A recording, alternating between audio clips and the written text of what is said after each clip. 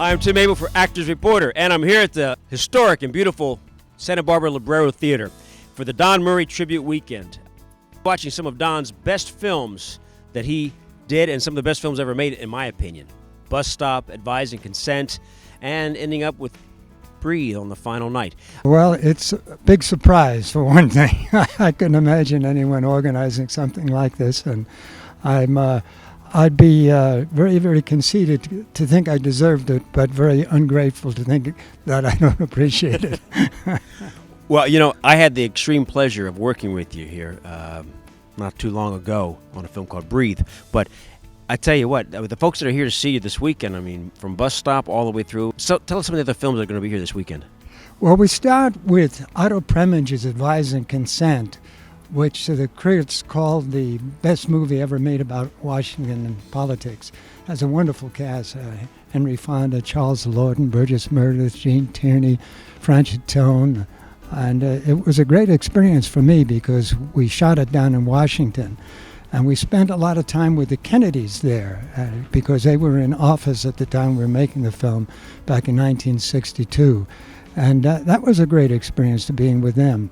It was interesting the difference between their characters because Jack Kennedy, the president, was fascinated with show business, and he knew everything that there was to know about the people in the film, and he was very up to what was happening in Hollywood. And Bobby wasn't interested in it at all. Bobby was very, very dour and very dedicated, I must say, to what he was doing. But he wasn't into any kind of celebrity kind of introductions or celebrity kind of entertainment. I think I had my best time at the White House because we were the guests at the White House with Jackie, because Jackie showed us all around the White House and showed us the decorating she had done. And her principal color in the decorating was yellow. And I said, Mrs. President, I said, you've done a great job with the White House, but they'd never hire you to be the designer or decorator in the theater. She said, well, why not? I said, because yellow is supposed to be bad luck in the theater. And she laughed and she said, well, do you think yellow is bad luck in the theater? And I said, no, bad luck in the theater is a lousy review in the New York Times. Well, first of all, you're doing what you're doing with a veteran is more important than any movie I've ever done. I congratulate you. That's terrific, Tim. And that was what I think was very important about A Hatful of Rain, because it showed drug addiction, not somebody who just picked it up for fun and then became addicted to it. It was somebody who was wounded in the war and was given morphine in order to get over the pains of the operations that they had to go through. And then he became hooked on morphine and became a drug addict, and he was ashamed of it and tried to hide it from his family. His wife never knew. All the way through the picture, the wife doesn't know what's wrong with him. She suspects that his problem and his leaving home and not coming back late at night, sometimes not at all, is because he has a girlfriend somewhere, and she doesn't understand his addiction. And I think that's what was important about the film. It wasn't just a jazz musician who was on drugs for fun. It was a guy who was hooked because of his service and his sacrifice for his country. Well, Advise and Consent was called by the critics the best movie ever made about Washington politics. And it was also called Otto Preminger's best movie, which is saying something, because Otto Preminger made some wonderful movies like Exodus and like Laura. And to be in a film that critics called his best was really an honor for me, and a pleasure to work with those great actors. Well, you know, there's a film that just came out, one of these new Planet of the Apes films, and you're getting a resurgence there on that front. What do you think about that? Well, that was your first bad guy. Well, that's interesting because the film they have now about the Planet of the Apes was actually the same story that I was in, which is called Conquest of the Planet of the Apes. But it's very, very different. They stayed more on developing the apes and how they became as they are. And I think it's a terrific movie. I can't wait to go and see it because they had the marvelous ape costumes there and the makeup.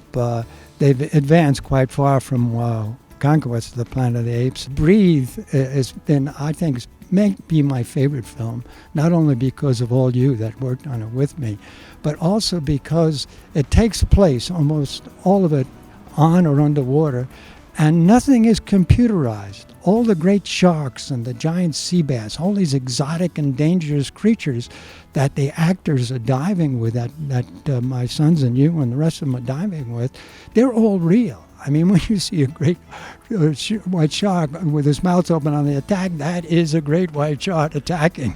And the cameraman is warding him off with his camera.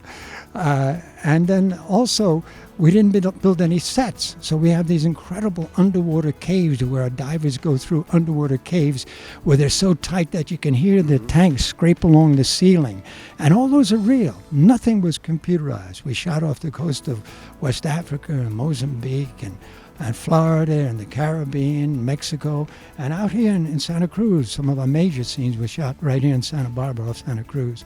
So Breathe was a particularly wonderful experience for me, and the kind of type of film I'd like to do for the rest of my, of course, to be short career coming up.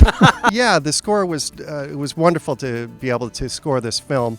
Most of the film takes place underwater and in very cramped claustrophobic settings, and very harrowing settings. And I had to really translate that claustrophobia and horror and terror of being stuck in those caves through the music, because there's very little dialogue when you're underwater. So it was really interesting being able to bring my music as another character in the film and to tell the story with it. It was a family affair, and it's just like working with other people, but the connection obviously is your family members, but they're all so good at what they do. Both my brothers are terrific actors, along with Tim Abell, who was an incredible contribution to the film. And working with family and friends is always a great thing, and it just makes for a little bit more of a relaxed time and a little more fun.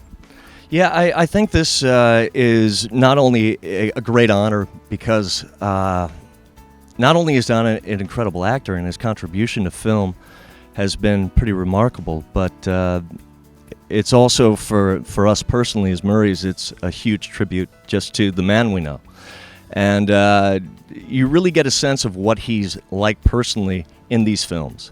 There is a social conscience that is tried and true in his daily life that bleeds through in these films, and I think it's a great honor because it is not only honoring his work, but it's honoring the man, and that's really special to me. It was stellar because my father, he didn't let me do my normal routine of having the entourage arrive, and I didn't have the girls in bikinis backstage, so to speak.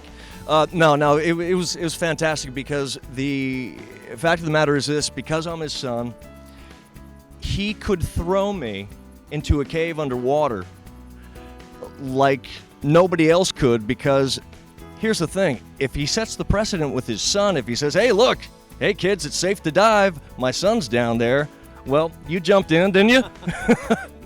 And not only did your dad direct it, he was also one of the producers, but Mick, who also starred the film, he wrote the film, and your brother did all the music and the scoring for the film. It's a huge Murray production. It really was. I mean, I would have felt left out if I hadn't had a part in it, but I'm really lucky to have been there, and I'm lucky to be part of this family. I mean, everybody is just so extraordinarily talented, and each of us had a different job to do, so it was great to be able to do mine. Hi, this is Tim Abell for Actors Reporter, and thank you for tuning in to the Don Murray Tribute Weekend in Santa Barbara at the Lobero Theatre. We had an outstanding time with Don, Christopher, Mick, and Sean. So thanks again, and stay tuned for our next Actors Reporter.